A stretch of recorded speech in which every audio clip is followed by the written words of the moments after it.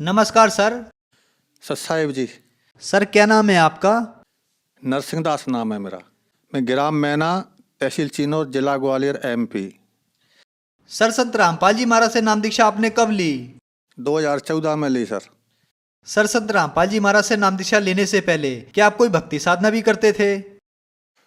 और मैं भक्ति करता था। पहले एक महात्मा जी ने नाम दे रखा था मेरे को, उन्हीं की सेवा करता था।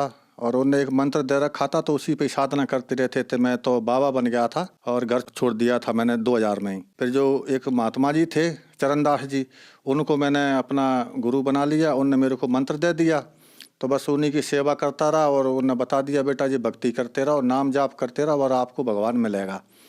तो बस वो करते करते करते करते जब उनके नाम से कुछ नहीं हुआ ऐसा, तो फिर मैंने दूसरे गुरु बनाए।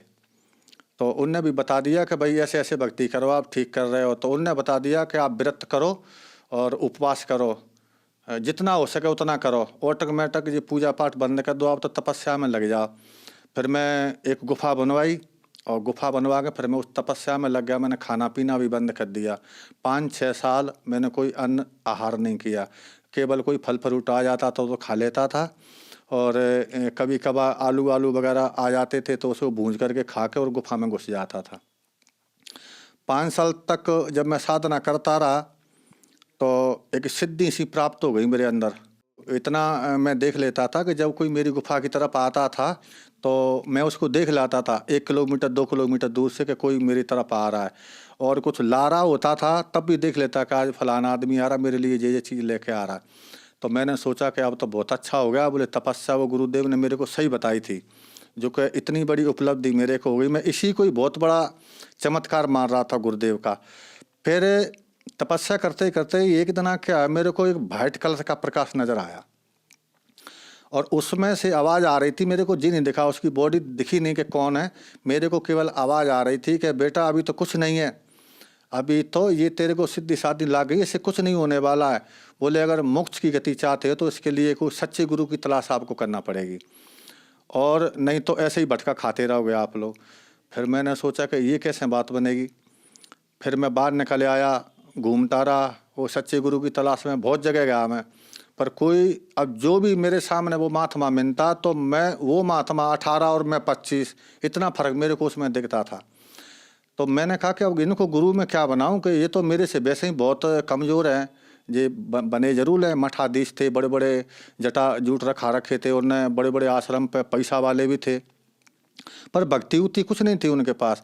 जब मैं उनको अपनी आंख से देखता था तो उसमें कुछ नहीं था, केवल पैसा था उनके अंदर। कईयों पास गया तो एक बार मेरे को कबीरपंथी कुछ भाई मिले। उनने कहा महात्मा जी कहाँ जा रहे हो? मैंने कहा भाई ऐसे सच्चे गुरु की तलाश के लिए मैं जा रहा हूँ कि जिसके पास शब्द होए, वो शब्द लेने जा रहा हूँ मैं, जिससे भक्ति साधना करके अपनी मोक्ष की गति पा सकूँ। तो वो बोले कि हमारे गुरुदेव शब्द बताते हैं, आप हमारे गुरु जी के पास चलिए। तो मैंने कहा चलो भाई, मैं पहले उनसे बात करूँगा। बोले हाँ आप बात कर लेना। तो वे मेरे को मथुरा ले गए सर। मथुरा में जाकर पहुँचे, वहाँ के जो प्रचारक थे, क्या नाम है वो, तुलसीदास जी महाराज, जय गुरुदेव।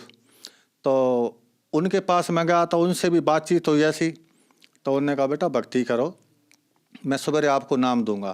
तो जब उनने मेरे को नाम दिया सवेरे, और नाम देते के बाद में उनने मेरे से कहा था कि बेटा चिलम मत पीना और हुक्का पी लिया करो, क्योंकि हुक्के में तो वो तम्बाकू छनके जाती है तो वो तेरे को नुकसान नहीं करेगी और हुक्के में कोई दिक्कत नहीं है। तो मैं 500 रुपये का जिल लम्बा हुक्का लेके आ गया मैं, और 3 किलो तम्बाकू आके मैंने अपनी गुफा पर रख लिया और फिर दे दनादन हुक्का चलता रहा। तो छाती पे ऐसा हो गया कि जलन सी चालू हो गई, क्यों हुक्का का सीधा धुआं जाता है। चलता रहा तो 3-4-5 साल तक। फिर मैंने उनको पूछा, मैंने जो हुक्के से तो मेरे को दिक्कत खड़ी हो रही है। बोले नहीं इससे कुछ दिक्कत खड़ी नहीं होगी, जो पहला कवर जमा है ना वो हट रहा है और जे कवर दूसरा चढ़ रहा है। तो मैं फिर लगा रहा साधना करने के लिए। उनने बता दिया था मेरे को कि ऐसे कानों में उंगली डालना है और ऊपर सुनना है, इसको सब तेरे को सुनाई पड़ेगा, जो भी आवाज़ सुनाई पड़ेगी उसी को शब्द कहते हैं, उसको पकड़ लेना, बस उसी को सुनते रहना सो तुम स्वर्ग पहुंच जाओगे। और मैंने कहा ठीक है। तो सर मैंने 8 साल उनकी साधना की। 8 साल में जो पहले जो मैं प्रकाश देखता था लाल वाला, है ना, पीरा वाला और जे है सफ़ेद वाला। तो वो पहले मैं जो आवाज़ें सुनता था, प्रकाश देखता था, वो तो चले गए, पता नहीं किस 60 में चले गए। और जय गुरुदेव जी ने जो बताई थी उससे कोई लाभ नहीं हुआ। जनता बहुत जुटती थी, हुक्का वाले आते थे पीने के लिए, आप हुक्का पिलाओ, हम 7:30 में हुक्का पीते थे। जो सीनियर थे ऊंचे बैठ के पीते थे, जो हमारे चेला चांटे थे, बहुत चेला बना रखे, तो वो नीचे बैठ के हुक्का पीते थे। हुक्का पी के वो अपने अपने घर चले जाते थे। एक दिन पर ऐसा ही लगा मेरे को, इससे तो भाई मरना ठीक है, कि परमात्मा मिले नहीं। पूरी ज़िंदगी मैंने इसी में निकाल दी। पहले बैरागी बना है, त्यागी बना, अखाड़ों में गया, सारी जगह घूम का मैं आके मैंने अब मरना ठीक है। और जब मैंने सीख ही लिया था थोड़ा साधना में कि बॉडी मेरी कई गुफा में पड़ी रहेगी और मैं अपना देश से निकल जाऊंगा, भगवान फिर मिलेगा कभी ना कभी। जब ऐसा मैंने शरीर में अपने में मन में जो विचार किया ना, उसी रात को मेरे को संत रामपाल जी महाराज एक विमान टाप के में बैठ करके और आकाश मार्ग से आते हुए नजर आए। उसका एक कैमरामैन एक साथ में बैठा था, एक कैमरामैन एक साथ में, 2 कैमरामैन बैठे थे और बीच में जो संत रामपाल जी महाराज बैठे थे। तो ऐसे हाथ कर रहे थे, ऐसे ऐसे हाथ वो करें तो जनता ऑटोमेटिक धरती से उड़ उड़ के और ऊपर की तरफ जा रही थी और सतगुरु के जयकारे लग रहे थे। ये चीज़ मैंने देखा तो मैंने कहा भाई यहाँ अभी भी सतगुरु का जयकारा लग रहा है, तो कहीं ना कहीं कुछ है, अभी भी आशा, अभी अपनी हिम्मत नहीं हारना चाहिए, अभी भी कुछ न कुछ करना चाहिए। तो मैंने कहा देखते हैं। फिर सुबह एक भगत जी आए, इन्होंने जय गुरुदेव पंथ को छोड़ करके और संत रामपाल जी महाराज से दीक्षा ले रखी थी। पहले वो हमारे गुरु भाई थे, तो वो आए तो उन्होंने कहा कि भगत जी आप वही साधना कर रहे हैं। मैंने कहा क्या बकवास कर रहे हैं? भगत जी कहता है, पहले तो महाराज कहता था, आज भगत जी क्यों? बोले नहीं, बोले पहले महाराज हमारे लिए आप पहले महाराज थे, अब भगत जी हैं। क्यों? कि हमने संत रामपाल जी महाराज से दीक्षा ले रखी है और उन्हें सारा ज्ञान हमें समझा दिया। तो मैंने कहा कि क्या है? बोले कि आप ये पुस्तक को पढ़ लेना। तो वो मेरे को एक ज्ञान गंगा पुस्तक देखें गए थे। जब वो ज्ञान गंगा पुस्तक देखें गए तो एक दिन हमारी मजोटी लगी हुई थी हमारी गुफा के पास, वहाँ पे हुक्का पी रहे थे। हुक्का पीते पीते एक दिन याद आया, मैंने कहा भाई वो एक संत रामपाल जी के शिष्य थे, वो हमें जो ज्ञान गंगा पुस्तक देखेंगे, देखना भाई उसमें पढ़ना क्या लिखा है। तो एक हमारे शिष्य ने ला के मेरे को दे के, लो महाराज आप ही पढ़ लो। तो मैंने जब उसको देखा, इधर मैं चिलम भी हुक्का भी पी रहा था, इधर मैंने पुस्तक ऐसे करके देखी, तो उसमें मैंने एक दुआ पढ़ा। उसमें लिखा था कि सोनारी जारी करे सुरा 500 बार और एक चिलम हुक्का भरे वो डूबे काली धार। जब मैंने ये दुआ पढ़ा तो भगत जी मेरे दिमाग में ऐसा हथौड़ा सा लगा कि मैंने तो पूरी ज़िंदगी अपनी बर्बाद कर दी। पता नहीं मैंने कितना भटका खाया, व्रत किए, उपवास किए, साधुओं की सेवा की, संत बन बैठा, सब कुछ हो गया, पर वो भगवान इतना चिलम पिला पिला के मार दी, हमारी ज़िंदगी खराब हो गई। अब हमें कुछ प्राप्त होने वाला नहीं है और लास्ट की जो पौंड ज़िंदगी बची वो इसमें हुक्का में चली गई। अब क्या होगा? हे परमात्मा आप बचाओ कैसे भी करके। तब संत रामपाल जी के शिष्य मेरे को पुस्तक देखें गए थे, वो भागीरथ दास नाम था उनका। मैंने उनको फिर बुलाया एक बार, मैंने कहा भगत जी आप आना एक बार। तो वो सवेरे आए, बोले क्यों पढ़ी पुस्तक? मैंने कहा भाई पुस्तक की बात तो ठीक है, वो तो पढ़ ली, जो संत रामपाल जी महाराज जो आपके गुरु हैं वो बात कर लेते हैं। बोले हाँ बिल्कुल आपसे बात करेंगे। तो मैंने कहा मेरे को ले चलो आप हरियाणा। तो उन्होंने कहा ठीक है चलो। 28 तारीख आई, 28 को हम यहाँ से चल दिए। 29 तारीख को सवेरे हम आश्रम बरवाला पहुँचे। वहाँ पहुँचे तो वहाँ जा कर के अंदर उन्होंने कहा, मैंने कहा भाई पहले मैं बात करूँगा महाराज जी से, इसके बाद मैं नाम दे चल लूँगा। तो वो भगत बोले कोई दिक्कत नहीं है, बोले अब तुम सही जगह पे आ गए हो, आप पहले नाम लो, नाम लेके आप परमात्मा के दर्शन करना। फिर मैं वहाँ से संत रामपाल जी के यहाँ से मैंने नाम दीक्षा ली। सर संत रामपाल जी महाराज से नाम दीक्षा लेने के बाद क्या आपको कोई लाभ भी प्राप्त हुए? जैसे ही मैंने संत रामपाल जी महाराज से दीक्षा ली और नाम ले करके जो परमात्मा के मैं दर्शन करने के लिए गया, जैसे ही संत रामपाल जी महाराज अपनी वहाँ से बाहर निकले भक्तों को दर्शन देने के लिए, तो जैसे ही मैं सामने ही खड़ा था, जैसे ही मेरे उनके ऊपर जो दृष्टि पड़ी ना, तो एकदम मैं ऐसा हो गया कि मतलब मेरे अंदर से कोई भूत निकल गया हो। तो एकदम ठंडक आ गई। वो परमात्मा संत रामपाल जी महाराज चले गए अपने भक्तों को हाथ रखते रखते आशीर्वाद देते देते। जब मेरी बारी आई तो मेरे पे आशीर्वाद नहीं दिया, मेरे सिर पे उन्होंने हाथ नहीं रखा और ऐसे निकल के चले गए। तो फिर एकदम मैं रोने लग गया। मैंने कहा हे भगवान, आप जंगल में गए थे मेरे को लेने के लिए, आप मेरे को जंगल में से बुला करके जहाँ ले आए और जहाँ आपने मेरी बात भी नहीं सुनी, तो इतनी दूर से जब वो संत रामपाल जी महाराज लौट के आए, और लौट के आए मेरे से कहा कि मैंने क्या नहीं सुनी बेटा तेरी, सब कुछ तो सुन ली। तो फिर मेरे को लगा कि भाई यहाँ जब पक्का काम है, तो उन्होंने कहा तुमने नाम दीक्षा ले ली? मैंने कहा नाम दीक्षा ले ली। बोले बेटा भक्ति करो। और जी हुलिया क्या बना रखा, मेरे बड़े बड़े बाल थे, बड़े बड़े जटा थे। तो मैंने कहा ठीक है, तो अब मैं भक्ति कर रहा हूँ। और उनने कह दिया था कि अब तुमको कोई भूत ब्यादा नहीं सतावेगी। तो पहले बहुत से आते थे जिन भूत बेताल वगैरह, अब कोई नहीं आता, और बढ़िया भक्ति हो रही है और बढ़िया साधना में लगे हुए हैं। और जबकि पहले मैं मरने के लिए जा रहा था, पहला लाभ तो यही है कि जब मेरा बिल्कुल ऐसे ऐसे लकड़ी जैसा शरीर हो गया, व्रत करते करते, उपवास करते करते, तो एकदम ऐसा नया जीवन मिला जो भक्ति साधना करने से आज देखो मेरी बॉडी कैसी है, बिल्कुल ये लग रहा है मैं तो अभी घर से निकल के आ रहा हूँ। जब मैंने जी दीक्षा नहीं ली थी, जब तो पहले, अगर आज भी मेरे को लोग देखते हैं तो वो पहचान नहीं पाते हैं कि आप वही हैं क्या। तो ऐसा हो गया था मैं, बिल्कुल मेरी अंदर की लीवर खराब हो गया था, क्योंकि 5 साल मैंने खाना नहीं खाया, तो वो सुकड़ के इतना नेक हो गया था। तो उसमें आधी रोटी, एक रोटी जाती थी केवल बस। तो अगर ज़्यादा खाता था तो बीमार हो जाता था, और कम रोटी खपती थी, इससे बिल्कुल शरीर कमज़ोर होता जा रहा था। तो पहली बात तो यह है कि जब परमात्मा संत रामपाल जी महाराज से मैंने दीक्षा ली, तो जो मैंने मंत्रों के जाप किए, जो क्रिया उन्हें बताई थी, जो मैंने करना चालू की, तो आज मेरा वो लीवर भी सही है और मेरी पूरी बॉडी बिल्कुल ऐसे लगती है कि जी पता नहीं कौन है। और अगर आज वो देखें तो मेरे कोई पहचान नहीं पाएगा कि जी वही हैं कि दूसरे हैं। तो संत रामपाल जी महाराज ने मेरे को नया जीवन दान दिया है, और इतने बहुत से लाभ किए हैं मेरे साथ। तो इतने लाभ किए हैं कि एक बार रात को वो जिंद फिर आ गया था वहाँ पर। ये संत रामपाल की साधना छोड़ने के लिए वो मना कर रहा था, बोले पहले ही बढ़िया था, कोई दिक्कत नहीं, बढ़िया चलम चलती थी, वो का चलते थे, अब तो यहाँ पे कुछ होता भी नहीं है, हैं। तो बोले पहले हम भी आते थे तुम्हारे लिए, पैसा की कोई कमी नहीं पड़ती थी, हम पैसा भी आपको व्यवस्था कर देते थे। तो मैंने उनको कहा भाई अब तो मैं बिल्कुल ठीक हूँ, मेरे को कोई परेशानी नहीं है।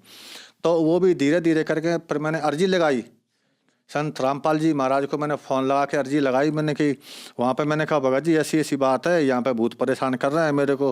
संत रामपाल जी महाराज ने बता दिया कि बेटा भक्ति करते रहो और कबीर साहब सब ठीक करेंगे। अब तो भक्ति करते रहो, भक्ति मत छोड़ना, अगर भक्ति छोड़ दी ना तो फिर वो परेशानी खड़ी हो जाएगी। तो आज मैं भक्ति करता आ रहा हूँ और आज तक के स्थिति में मेरे को कोई परेशानी नहीं है, और आज बिल्कुल सही सलामत मैं आपके सामने खड़ा हूँ। जब मैं घर से बाहर नहीं निकला था तब तो गुट्टी शुट्टी ला लेता था, हैं। और जब मैं अपना घर छोड़ के बैराग ले लिया तो फिर वो नशा, वो चिलम और हुक्का और ये तम्बाकू, बीड़ी, सिगरेट, बस इसमें लग गया। कभी कभार गांजे में जो अफीम आती थी, अफीम को भी खाते थे। अखाड़े में तो सारे नशा होते थे। कछु बाबा तो ऐसे थे, बड़े बड़े सीनियर हमारे वहाँ पे, कि वो स्मोक का भी इस्तेमाल करते थे। पर एक बार नागा अखाड़ों की टीम हमारे पास आई, तो उन्होंने हमसे कहा कि भाई ऐसी अच्छी मूर्ति आपके मस्तक पे, इतनी चमक है और इतने बड़े बड़े जटाएं, आपसे तो हमारा अखाड़े में 4 चांद लग जाएंगे, और आप हमारे अखाड़े में चलो। तो मैंने कहा भाई आपके अखाड़े में तो मैं चला जाऊंगा, पर मैं इतनी तपस्या कर रखी है, मैं आपको एक एक करके बता दूंगा कि आपके अंदर क्या है। पर मेरे को आज भी आप देख रहे हैं कि आपके अंदर भक्ति नाम की कोई चीज़ नहीं है, केवल आप लोग तो एक पोस्ट के ऊपर घूमते हैं। बोले हाँ वो तो बात सही है। तो मैंने कहा कि अखाड़े में वहाँ पर भक्ति हो सकती है? बोले आप चल के देख लो।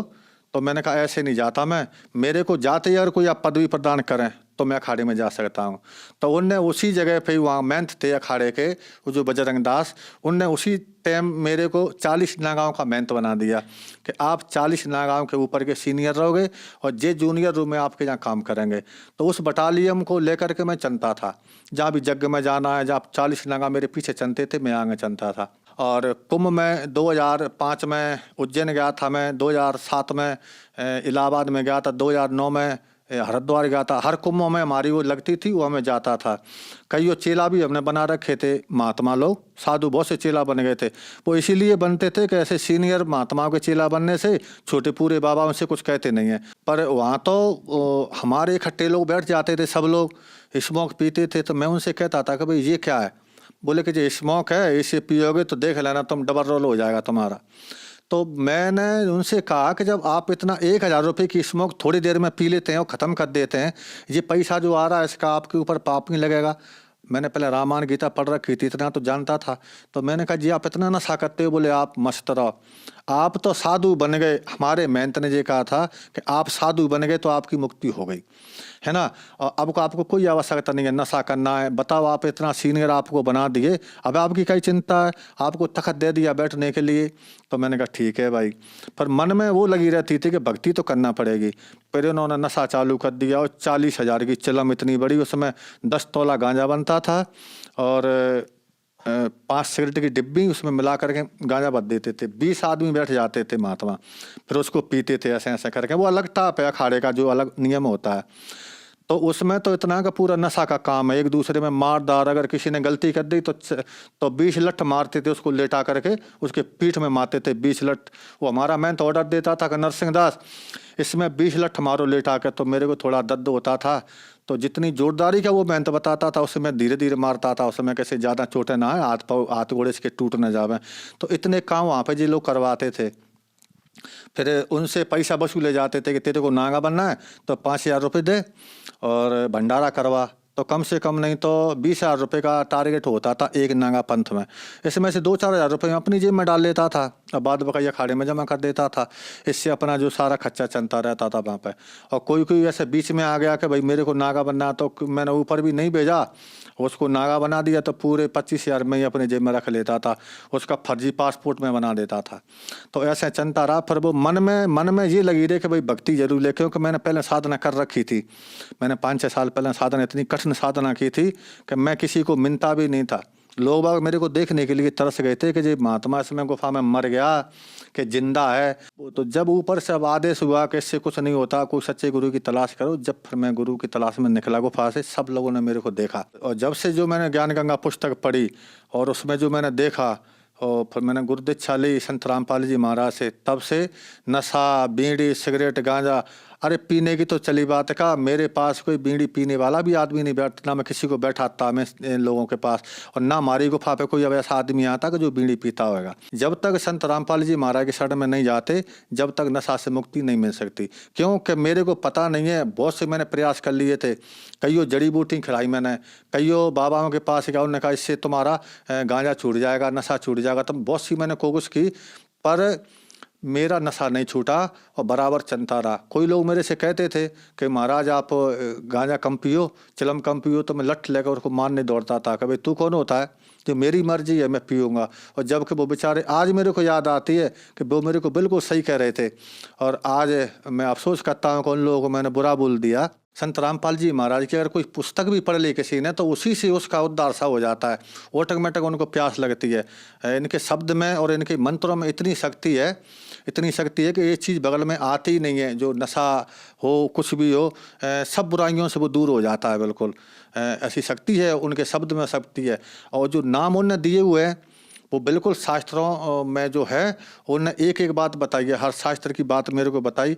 जब मैं समझ गया, क्योंकि मैं पहले पुराण शास्त्र पढ़ चुका था, पर मेरे को समझ में नहीं आ रही थी, उसकी वो कुंजी नहीं मिल रही थी, उसकी कुलजी जो ताला लगा हुआ था। ऊपर से मकान को तो देख लेता कि जो मकान बना है, फिर ताला खोल के अंदर नहीं जा पा रहा था, इसका मतलब क्या होता है। पर संत रामपाल जी महाराज ने सारा मतलब मेरे को समझा दिया। और पहले तो मैं इतना बड़ा जो गुरु पद पर बैठा हुआ था, तो कुछ लोग मेरे पास आया करते थे कि महाराज जब मोड़ा गांजा ज़्यादा पीता है, चिलम ज़्यादा पीता है, तो मैं चुप हो जाता था कि मैं क्या करूं, मैं तो खुद पीता हूं भाई। जब मेरी भी नहीं छूट पा रही है तो मैं तेरे लड़के की मैं क्या छुड़ाऊंगा। तो मैं चुप हो जाता था, उनसे कुछ नहीं कहता था, कह देता का और किसी महात्मा को देख ले भाई, मेरे बस की बात नहीं है। और बहुत से लोग ऐसे आते थे, बस हमको तो वही लोग अच्छे लगते थे जो कुछ चिलम पीने वाले आते थे। कई लोगों ने ऐसे प्रश्न किया, मैंने कहा ना, फिर छुड़ाया, कुछ नहीं हुआ उससे। वो तो संत रामपाल जी महाराज की जब शरण में गए, तो आज बिल्कुल मैं स्वस्थ हूँ, मेरे को कोई बीमारी नहीं, कोई रोग नहीं है, आज मैं बिल्कुल स्वस्थ हूँ और अच्छा हूँ। सर, जो जन समुदाय आज आपको देख रहा है, आप उन्हें क्या संदेश देना चाहते हैं? उनके लिए तो मैं तो उनसे सबसे यही कहना चाहूँगा कि भाई आपको विश्वास नहीं होता है तो मेरे को आप देख लीजिए, मैं भी आप ही के साथ था, आपके अखाड़े में था, आपके अखाड़े में मैंने काम किया, और भक्ति तो विधि कोई थी नहीं। तो आज आप मेरे को वो शक्ल देख लीजिए, ये देख लीजिए कि पहले कैसा था और अब कैसा हूँ। इसीलिए मैं तो सबको यही कहूँगा कि अगर कल्याण चाहते हो, अगर कल्याण कराना, अगर मुक्ति धाम आपको चाहिए, मुक्ति धाम में जाना है, तो आप संत रामपाल जी महाराज के शरण में आएँ और इनसे नाम दीक्षा लेकर के अपना कल्याण करवाएं। नहीं तो यहाँ पे कोई चारा नहीं है, कहीं पे भी चारा नहीं है। मैंने सारा कुछ देख लिया शुरू से भी। और जो हमारे जो भाई हैं जो पहले अखाड़े के, अगर वो सुन रहे हो इससे इंटरव्यू को, अगर देख रहे हो, तो उनसे भी मेरी प्रार्थना है कि आप लोग भी ये अपनी विदुता को छोड़ करके और संत रामपाल जी महाराज के शरण में आकर के आप नाम दीक्षा लो और नाम दीक्षा लेकर के अपना कल्याण करवाओ। और नहीं तो बहुत बुरी दिशा हो जाएगी इस देह की। सबको ये प्रार्थना करूंगा कि इतना ये लोग अलग अलग जो विभागों में बट गए हैं, जो मेरे शिष्य भी थे पहले, ठीक है, जो गुरु भाई थे और महंत थे, मैं सबसे मेरा ये अनुरोध है कि आप आकर के और संत रामपाल जी महाराज की शरण में आएँ और अपने नाम दीक्षा लें और अपना भक्ति करें और अपना कल्याण करवाएं। मैं तो आपसे ये प्रार्थना कर रहा हूं कि आप 1 महीना ये भक्ति साधना करें, आपको अच्छा लगे तो आगे बढ़ जाना। अगर आपको नहीं अच्छा लगता, आपको फ़ायदा नहीं हो इसमें, तो आप बेशक आप अपने वापस उसी अखाड़े के लिए लौट जाएं। क्यों कि मेरे को पता है कि 1 महीना का समय तो मैं आपको ज़्यादा कह रहा हूं। अगर आप ये 10 दिन भी इस साधना को करके देख लो, आपका नशा, आपकी जो गांजा, भांग, सिगरेट आदि वगैरह, इनका तो पता नहीं चलेगा। जैसे कि सूरज निकलता है तो रात का पता नहीं चलता कि वो किस दिशा को चली गई, इसकी जानकारी भी नहीं हो पाती कि रात है गई कहाँ। इसी प्रकार संत सतगुरु रामपाल जी महाराज से नाम दीक्षा लेकर के, और जब आदमी भक्ति करता है भगत अपनी, तो पता नहीं चलता उसको मेरे विकार कहाँ चले गए। उसे याद ही नहीं रहता कि मैं गांजा पीता था, कि सिगरेट पीता, तो पता ही नहीं पड़ता उसको। ऑटोमेटिक भगत जी अपने आप ही जो चला जाता है सब कुछ, कोई चीज़ बकाई नहीं बचती। सारा जो एमाल भरे होते हैं पूरे ऑटोमेटिक ही बाहर निकल जाते हैं। सबसे ही मेरा तो सबसे ये निवेदन है, प्रार्थना है सबसे, कि अगर मुक्ति चाहते हो तो अपने जो अहम को छोड़ करके और परमात्मा संत सतगुरु रामपाल जी महाराज के शरण में आप आ जाएं तो आपकी मुक्ति हो जाएगी। क्यों कि वैसे नहीं मानते आप मेरे को देख करके आ जाइए, क्योंकि मैं भी एक अखाड़े का गुरु पद पर बैठा था। मैं भी 40-50 नगांव का महंत था, कई शिष्य भी मैंने बना रखे थे। और आज मैंने अपने शिष्यों को भी इस संत सतगुरु रामपाल जी महाराज के शरण में जोड़ दिए हैं। कुछ लोग तो आ गए हैं और कुछ लोग कहते हैं कि हम पे गांजा नहीं छूटता है ना। कुछ लोगों को और समझा रहा हूँ। और जितने भी अगर हमारे जो हमको जानने वाले हैं, अगर मेरा इंटरव्यू सुन रहा हो, तो आप सबसे मेरा निवेदन है कि आप संत गुरु सतगुरु रामपाल जी महाराज के शरण में आकर और अपना कल्याण करवाएं और भक्ति करें।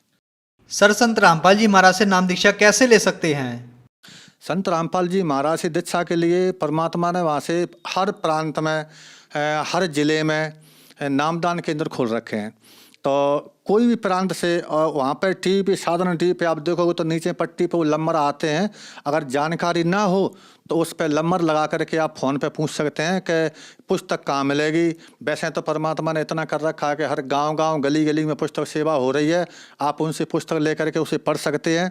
अगर उसमें अच्छा लगे आपको तो नाम ले सकते हैं, नहीं तो आप टीवी पे सतगुरु संत रामपाल जी महाराज प्रवचन देते हैं तो उसमें आप सुन सकते हैं। उसमें नीचे नंबर आ रहे हैं, उनमें आप नंबर को फ़ोन लगा करके आप पुस्तक मंगा सकते हैं और अपने नाम के लिए जानकारी भी ले सकते हैं कि हमें नाम कहाँ मिलेगा। हर जिले में और नामदान केंद्र खोल रखे हैं, वहाँ पे जा कर के और आप सतगुरु रामपाल जी महाराज से नाम दीक्षा प्राप्त कर सकते हैं। धन्यवाद सर। सत साहिब।